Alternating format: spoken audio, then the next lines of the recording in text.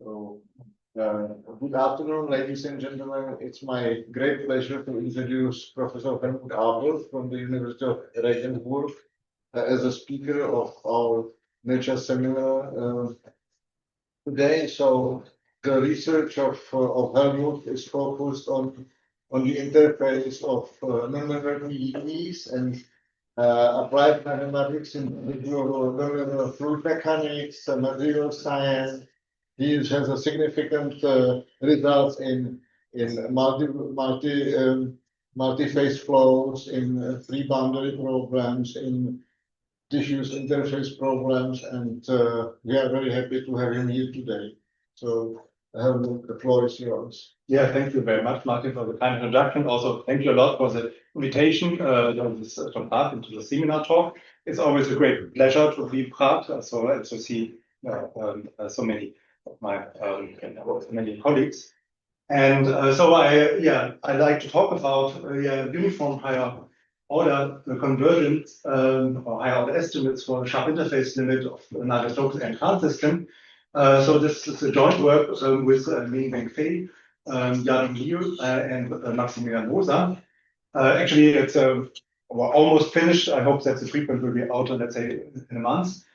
So I suppose a lot of you already heard talks by myself of sharp interface limits, since I have worked on this now for, let's say, 17 years. But I think that today I can really able to show some significant, let's say, improvements, and I would even say some kind of breakthrough, since we were now really able. It's the first time that we are able to get satisfactory uniform higher order estimates, which we were not able to deal before, and this was really an obstacle now for almost 17 years.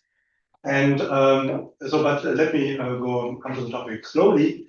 So what I'm in principle interested in are diffuse interface models for two-phase flows, although what I talk about, these diffuse interface models and sharp interface limits, this is a topic not only limited to fluid mechanics, two-phase flows with fluid mechanics. Diffuse interface model can be used for a lot of different interface problems in material science, and also mathematical biology and a lot of other subjects.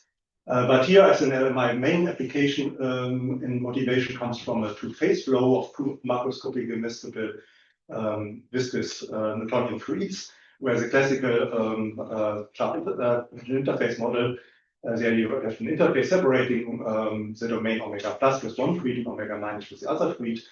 And but this sharp interface description has some disadvantages when it comes to singularity in these interfaces because of collision of properties.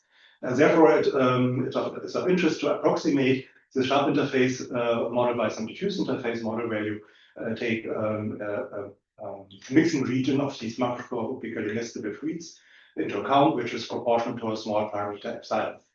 And so this has also some theoretical justification.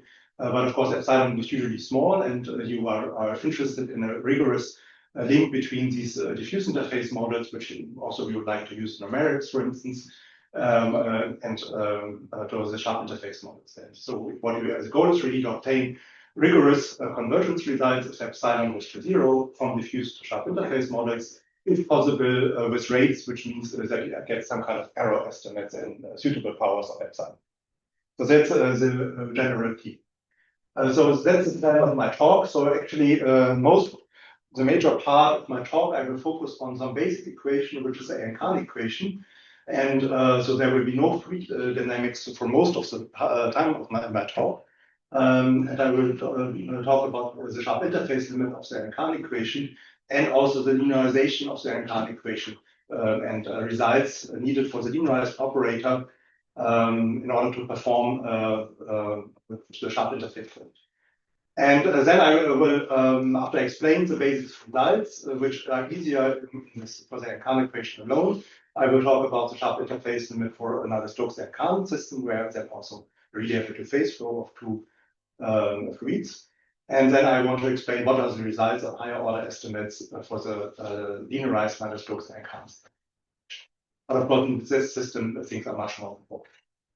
So now let me start just with the Allen-Cahn equation.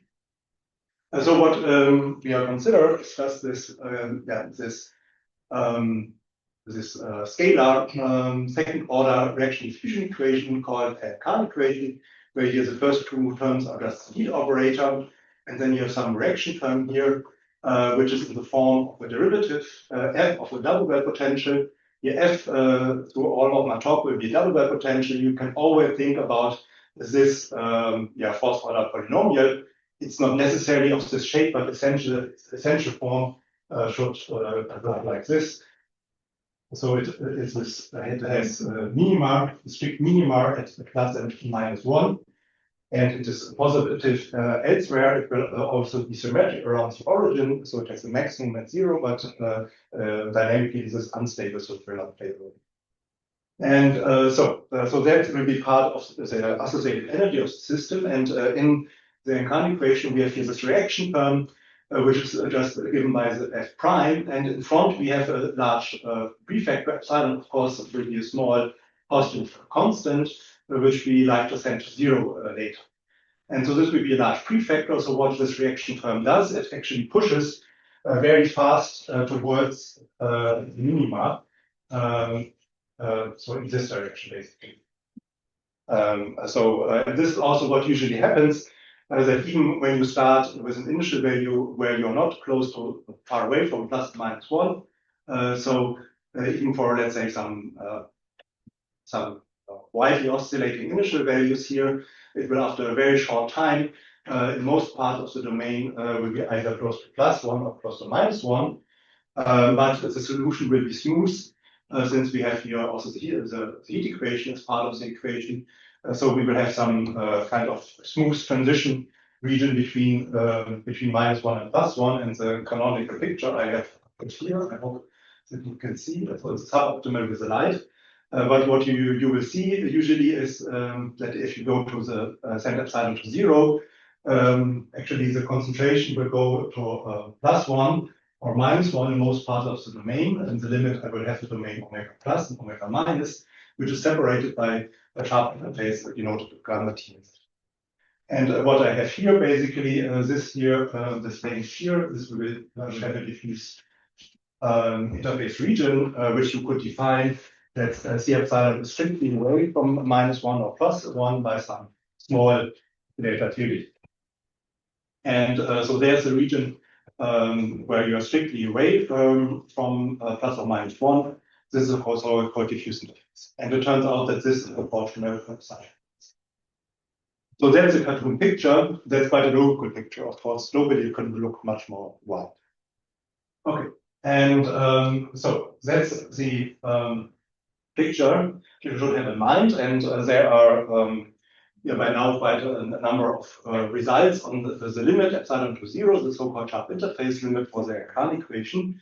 I start with the one which was one of the first, which I would also, from the technique, I would follow a lot. This is the result by Montoya and Schatzmann. Actually, there's also 5 years delay between the preprint and the publication, but it appeared almost the same time as Chen. And they were able to prove really that as long as you have a smooth solution of the limit problem, you actually have convergence. And I will explain this in a more detailed in the following slides. But there are also it's a proof based on maximum principle or comparison principle by Xinfu Chen, and also in the setting of global convergence for all times to viscosity solution, which of course is also linked to comparison principle by Evans, Zona, and Tsoukaridis. And globally in time, in the sense of convergence to a so-called Bracke solution of the mean curvature flow, there's a famous result by Tom and Mann. And of course, formalizing what it was before done by Ruben, Sternberg, and Keller. Okay, so these are different notions of solutions, but actually I don't want to explain them here, since I will rather stay on the classical level, that we are on a time interval such that in the sharp interface limit, there are no singularities in the interface, and that I have a nice, sufficiently smooth solution of the mean curvature equation. And then, sorry, this is what I want to mention. Of course, the limit equation, what we get is that in the interface, the dynamics is given by the so-called mean curvature flow equation. so that the capital V here is a normal velocity, which means it's the speed of the interface in time in normal direction. And h gamma is just the sum of the principal curvatures of gamma t plus the curvature if you're in the plane. Okay, and this is just equal to the curvature equation. Of course, for mean curvature equation, generally you don't have a smooth solution for all times, but at least if you start sufficiently smooth, you will have it for some. Okay, so that's the sharp interface limit of the Allen-Cahn equation. Before I want to explain the convergence result from Allen-Cahn to mean curvature flow, I need two preliminaries. And one thing is that there's an important stationary solution of the Allen-Cahn equation in one space dimension.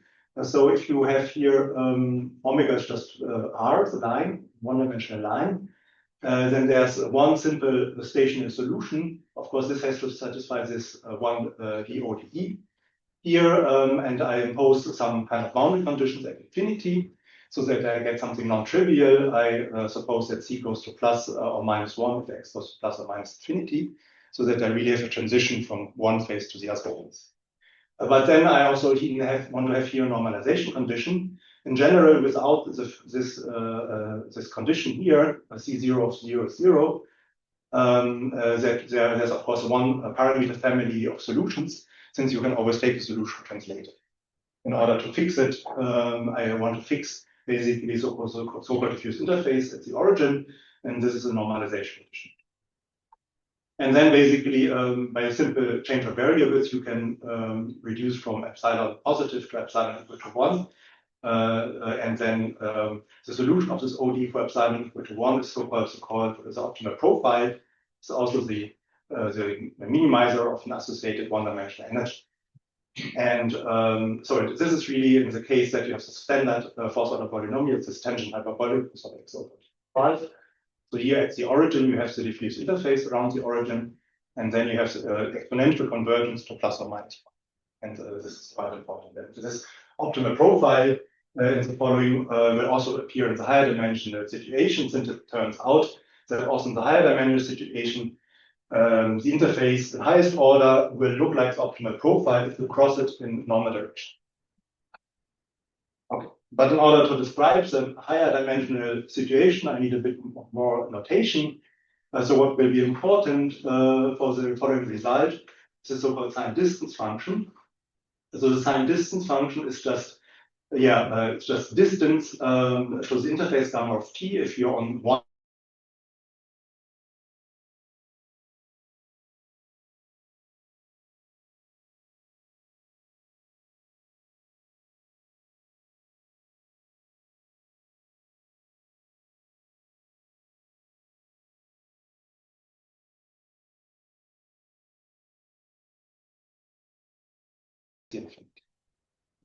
So, but if the boundary is at least C2, then there's always certain kind of delta neighborhood of the interface, so all points with distance less than delta to the interface gamma of t, such that the sign distance function is as smooth as the interface allows. So if this interface is the infinity, the sign distance function is also the infinity. And you also have to, this is also important, I have sketched the delta, actually, sorry, I have a 2 delta neighborhood now here. Sorry, there's a mismatch of delta and 2 delta, but please forgive me.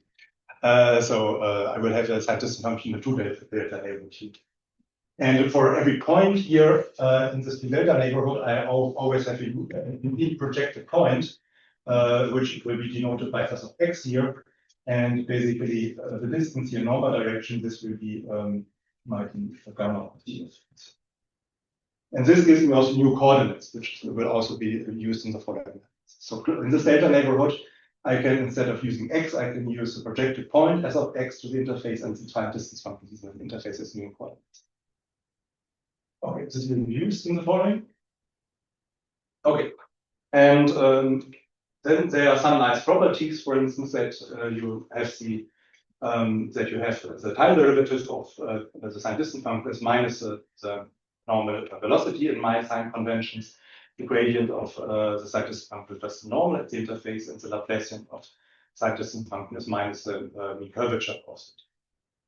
And also this, I have this orthonormal projection, which actually is also smooth, and this is already what I noted. So S in the following will always be the projection of a point of the X, and R will always be the sine distance of a point to X. So these are new coordinates for X. Okay. So and then the principal result by Demontum and Schatzmann from 95 essentially reads as follows. Essentially, since their notation is slightly different, but I adapted it to my notation. So that's why it's essential. Okay. So the basic assumption is that we are on some time interval such that the mean curvature flow has a smooth solution. And on some time interval. The time interval might be smaller, it might be large, but in general, if you start with a compact initial surface, it will be finite for sure. But as long as we have a smooth solution of the mean curvature flow, they showed some kind of convergence result. And this is as follows. So first of all, one fixes a certain kind of sufficiently large K. And then there's some certain assumption that the initial data of the solution of the Allen-Cahn equation are well prepared. And actually what the dot, this is written roughly here, but what the dot means really depends on the K here. Otherwise you might worry why there's a K, but here the assumption depends on K.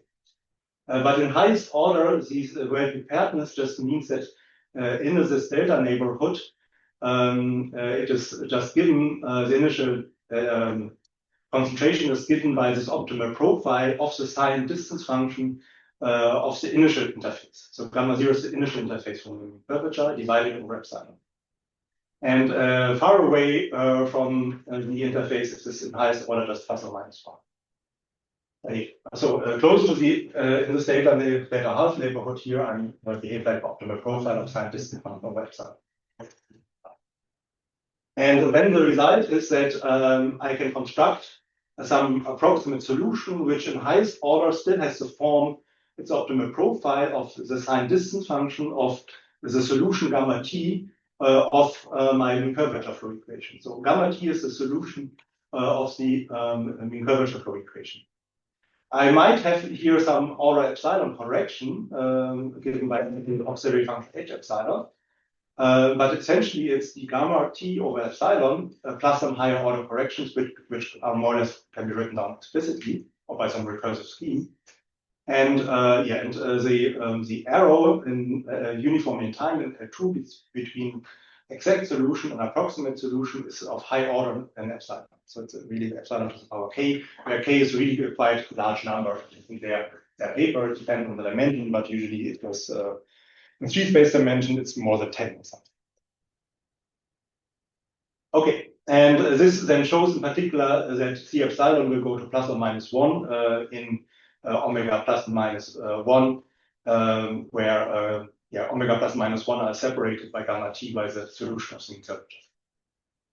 And I'd just like to mention that one can generalize this to a situation where one has a contact angle, the interface touches the fixed boundary with a contact angle close to pi half or equal to pi half. And there's also a version for the volume preserving Allen-Cahn. But okay, but that's the basic results. And what I want to discuss in the following, somehow how one can generalize this to a coupled system where a couple Navier-Stokes is Allen-Cahn. Helmut, is it possible to explain again what the d gamma is in that last equation? Yeah, the d gamma is just a sine distance function to the gamma t. So it's from the last slide here.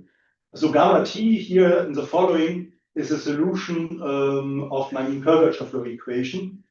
And I assume that gamma t separates omega plus and omega minus. And d gamma is just a positive distance to gamma t if I'm on the one side of the interface and minus the distance to gamma t on the other side. Okay, thank you. Okay. So, so the principal method which they used is what I would call nowadays is a rigorous asymptotic expansion. So the basic idea is to make a formal matched asymptotics calculation rigorous. And the basic method consists of two steps. So first, one does some formal power series expansion. I don't want to explain in detail. They're a bit involved since one has different expansions, one close to the interface and one away from the interface with some matching conditions. But one can do some formal asymptotic expansion calculations and then show then actually that one can use finitely many terms of these formal asymptotic expansion to rigorously get an approximate solution, CA, which solves the Allen-Cahn equation up to some error R epsilon, where R epsilon is all epsilon to the power k, where I can choose k as large as I want. It just depends on the order of how many terms I use. And also in CA, there's also the limit solution is part of the expansion. It's used in the expansion. And then after I constructed this approximate solution, I basically, the rest in principle is just some kind of standard energy type method. So one considers the difference between the exact solution of the Allen-Cahn equation and the approximate solution. This error is called U, and then one just subtracts the Allen-Cahn equation for both equations. And then also one linearizes the nonlinearities, which is just here f prime. And then I get a linearized operator for the Allen-Cahn equation, which is just then the Laplacian of the error times 1 over epsilon squared of the second derivative in the approximate solution times the error. And then I will also have some errors due to linearization, which are captured in this script n here. But the principal idea is that the arrow is quadratic. This n, the arrow of the linearization, is quadratic in U. And although I have 1 over epsilon squared here, if U squared is sufficiently small, I can compensate the 1 over epsilon squared method and get a good enough errors. So if the k is sufficiently large, one can really use some kind of energy type estimates. One multiplies the equation by U, and then finally obtains the order of convergence. But an essential point in this error estimate are that one has for the linearized operator a certain minimal knowledge. And this is that if I have the quadratic form associated to the linearized operator, then this has a lower bound, which is uniformly in epsilon. That is one of the most important things here.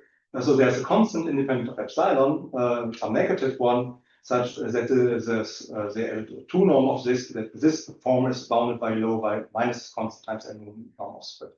And this gives a lower bound in the spectrum of the linearized operator, independent of epsilon. And but one drawback of this technique is one needs a relatively high order of approximation for CA in order to compensate for this bad nonlinearities here and compensate for the relatively pure estimate here. So here we just epsilon is a second order operator, and we just have a zero order on the one bound. So that's one of the principal problems here. And that's also one reason, because of this pure information on the linearized operator at epsilon, it's also quite difficult to couple it, for instance, the Navier-Stokes equation, and that's the reason why we were fighting with this now for 17 years.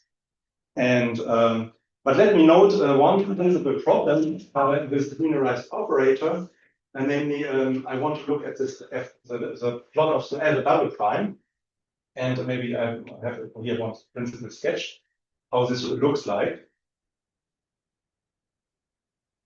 So what I've plotted here is basically f double prime. Or I fear f double prime. The leading order of CA always the following CA will basically c to 0 of the gamma t over epsilon minus maybe some small perturbation. And this year I will also abbreviate with rho here.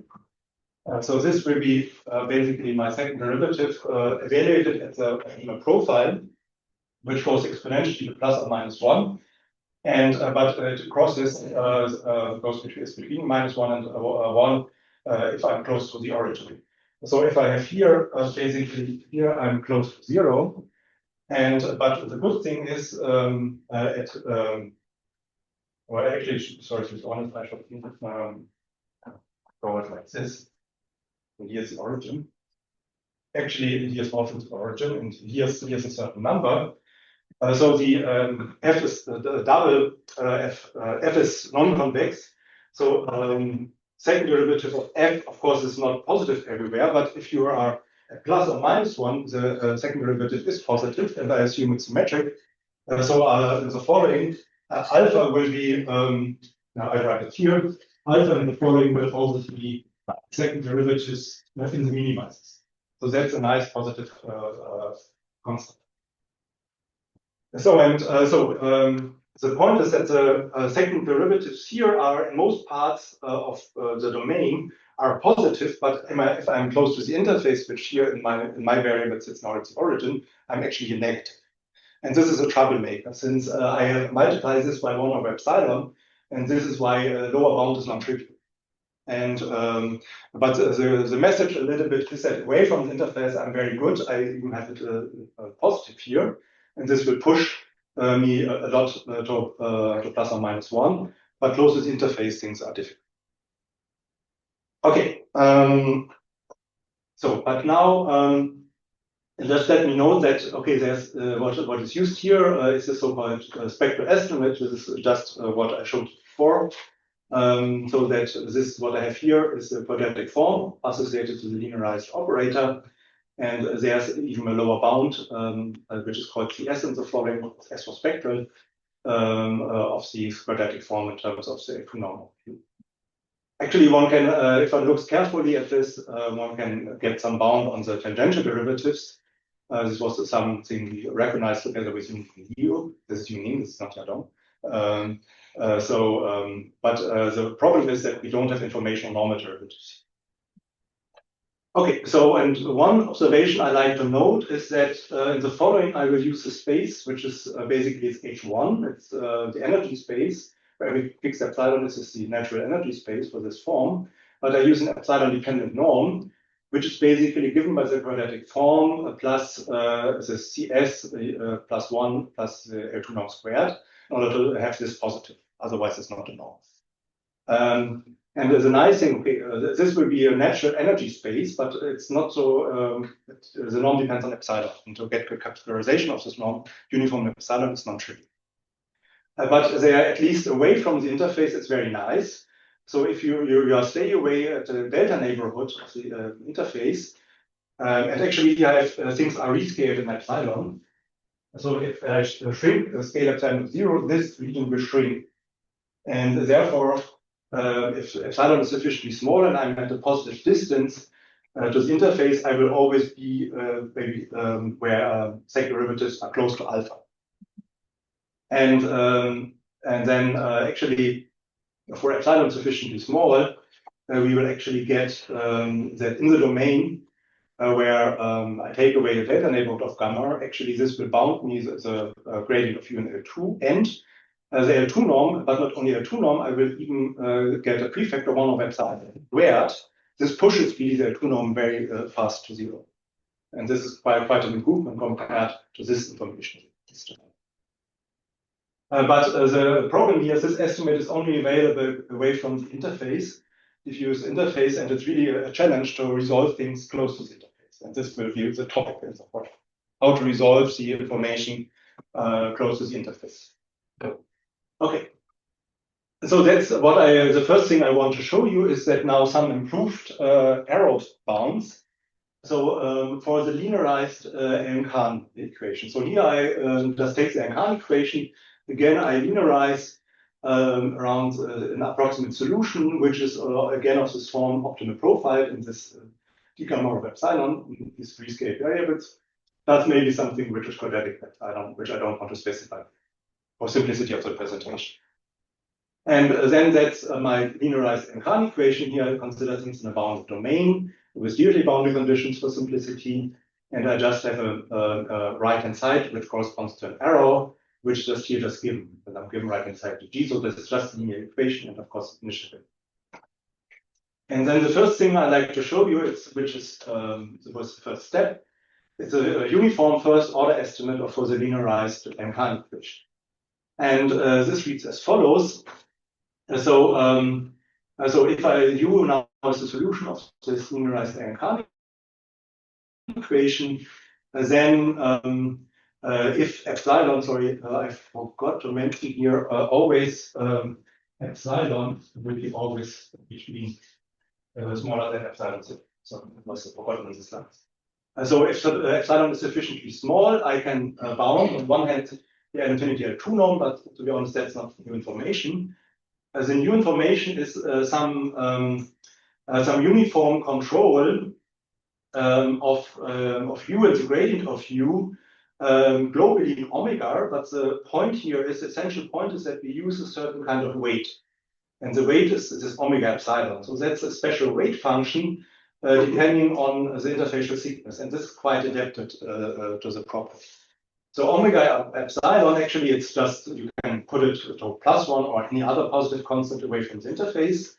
So it only matters close to the interface in the delta neighborhood. And there I just, but there it's just basically the square root of epsilon squared plus the distance squared, or roughly just the sum of epsilon and the modulus of the distance. So it's basically the sum of epsilon and the distance in a more smoother version. It's really here. So maybe I can do better the plot here in the blackboard, since this will draw a bit more nicely. So it's here really, here's 0, I have here epsilon. Here I would have basically the distance. And then it's really some kind of little bit smooth distance where but I stay strictly positive. I am always larger than epsilon. So this is omega epsilon. Here's x. Okay, but it will degenerates. It's basically the distance to the origin plus epsilon, but it degenerates with epsilon. Okay, and okay, there's also some more notation. So we really have here gamma of 2 delta just means it's a 2 delta neighborhood in space time. And but tau is just a tangential derivative of u defined in the delta neighborhood of the interface. So it's tangential with respect to gamma t. And n is always the normal of the interface. So what I get here really is that really also in this uniformly and also in the delta neighborhood of gamma t, I have this omega epsilon of gradient of u. And this means that, okay, it's of course the estimate for the gradient, in particular for the normal derivative, they degenerate, can degenerate, but it does it basically with the order of the sum of epsilon and the distance. Sorry, there's one type area. I'm sorry for that. There's one gradient too much. So I have a uniform control of tangential derivatives, but this gradient is too much. This will appear on the next slide. This was probably in case there. Okay. And so that's the basically some kind of uniform L2H1 type estimate. And this I will need on the next slide. And that just let me know how to derive it. Okay, so the proof actually not that difficult once you figure out that this is a good weight. So it's just basically energy estimate. But classically I would just multiply by u. Do integration by parts. Now I multiply by 1 plus this weight omega epsilon squared by u. And then, of course, the time derivative of u times the test function. This essentially gives me 1/2 the time derivative of u squared times is 1 plus the weight squared. I will get from minus Laplacian times this, I will get here this quadratic form of the linearized operator, but multiplied with 1 plus omega squared. And of course, but there are error estimates because I have to take derivatives of the weight if I do this the integration by parts and the time derivatives. But here there are two error terms, one from the first term and one from the second term. But they are in the form of omega epsilon times the time derivative of omega epsilon. But this is like the time derivative of the sine distance function. This is bounded by 1. So that's nice. And basically this I can just bound by 2 norm of this. And here I get also gradient of omega epsilon, which is bounded. And then I have omega epsilon times gradient of u times u. But there I can use Young-Hornwell. And but now one of the key ingredients And this is also used to all the proofs in the linearized analysis. And the key ingredient is that I can split my bad term f double prime of CA into this good positive constant alpha. This is actually this part here, and some remainder which produces this bump here. So basically, this here is a B of rho. Basically, essentially, it's f double prime minus alpha. And but the point is that the bump, this goes exponentially to 0, since I go exponentially to plus and minus 1. And I go exponentially, theta 0 goes to exponentially plus and minus 1. Therefore, f double prime goes exponentially to alpha, the derivative at f plus minus 1. Okay, and this is what I need in order to also to see that really that here really this modified quadratic form with additional omega weight here has some good properties. And if I consider, I split this part into the first part, which is where for which I use the spectral estimate by Chen and Demonton and Schatzmann, and I split it into the weighted part. But for the weighted part, basically, I use now this decomposition. The first term just gives me an alpha. And then in this way, I get here this weight times the gradient of u coming from the first term. And from the alpha part, I get basically here this alpha and the weight over epsilon of u and L2 squared. And this is basically how I get it. And then I get the perturbation, this b. But here the point is I have still the 1 over epsilon squared in front of this, since I have f double prime 1 over epsilon squared in front of f double prime. But the point is, if I have this omega epsilon squared here over epsilon, that I can show that this is still nicely bounded. And so the point here is that if I have omega squared epsilon of this of the load, then this is basically 1 plus the sign distance function over epsilon squared times v of rho. But this is basically rho squared times v of rho plus something which is bounded. And v of rho is converging exponentially. Therefore, polynomial times times v of rho is still bounded. This even this even goes to 0 exponentially still, but I'm just rebounding. So that is a basic and in a nutshell. And so, and therefore, this is a way how I can kill this bad bump here. Okay, and then the rest is just more or less using spectral estimates and Young-Gordon. Okay, so these were the first order estimates, and but now, of course, you can ask for higher order derivatives. Of course, in particular, if you want to estimate nicely nonlinear terms, H1 norms alone is not so nice. You would improve it to H2 bounds or even H3 bounds, depending on your nonlinearities. But so the next step is to get uniform second order estimate, second order in the sense that I have second order derivatives in space and first order derivatives in time. And this is then really what was our first goal, and that's really where the omega weight really plays an important role. So now if I take the same linearized equation, now I take a right inside G, which is in A2, and I want to basically, my dream is to get something like a maximal regularity type estimates. I want to estimate each term separately in L2. But of course, things depend on epsilon, so I want to have something like maximal regularity uniformly in epsilon. And to some extent, I have this. In the beginning, we want to get it really without a weight, but this was somehow almost very difficult and very inconvenient and almost hopeless. But together with the weight, we can really get it. So if we have now a right-hand side, which is in a weighted L2 space, so if I multiply omega epsilon by the right-hand side, and this is L2, I get basically that the time derivative is in the same space. So if I have omega epsilon times time derivative is in the same space, and unfortunately, I don't get full second derivatives in the same space. I get it if I take an epsilon weight squared in front, then I get the full second derivatives.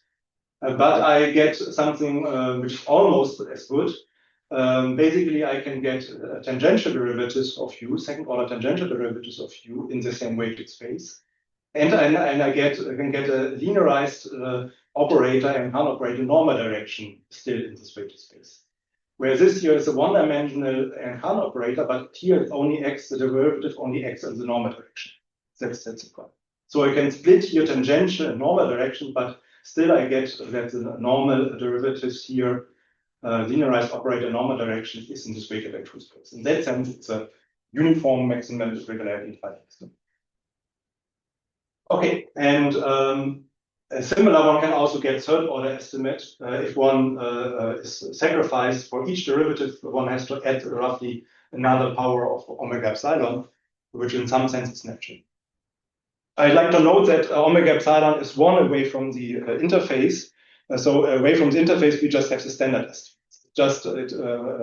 It just omega epsilon controls how things degenerate if you are close to the interface. Okay, and so of course the proof follows similar ideas as the first proof, but I will just be short. It's details, of course, a bit lengthy.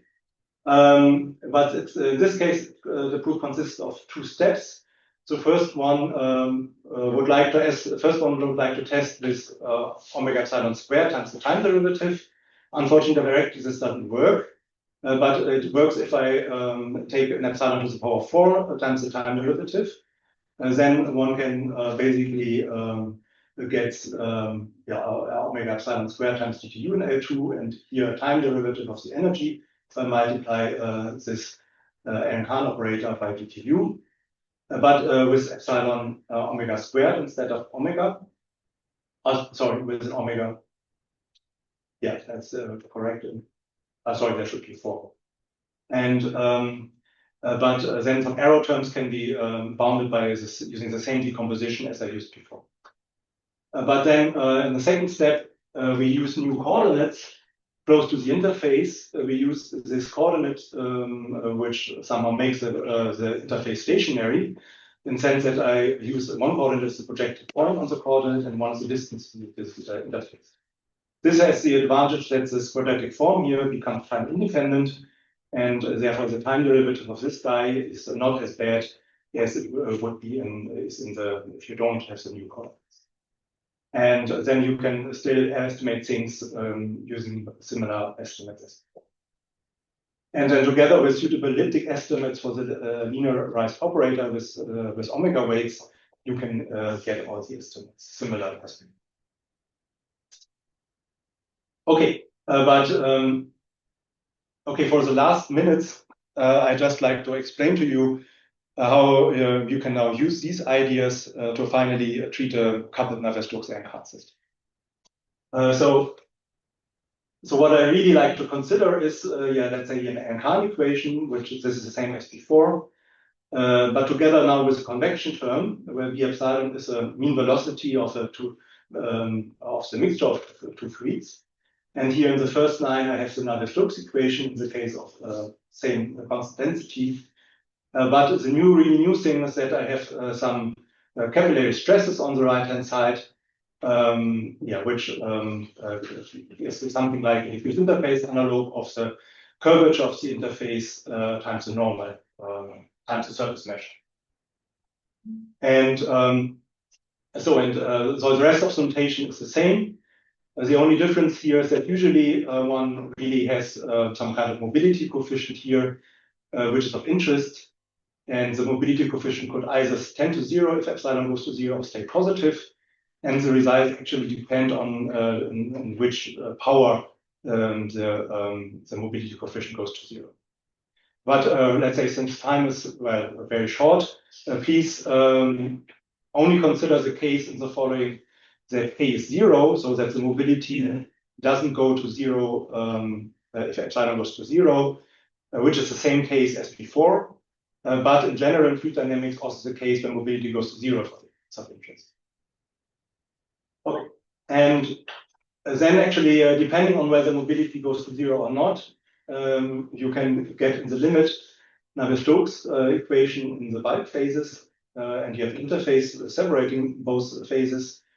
And then you will have in any case the so-called Young Laplace law for the jump of normal stresses, that this is proportional to the curvature factor of the interface. And then it depends on whether mobility goes to zero or not, what is the interface dynamics. So the classical one would be if mobility goes to zero linearly, normal velocity is just given by the normal component of the free velocity, just pure transport of it.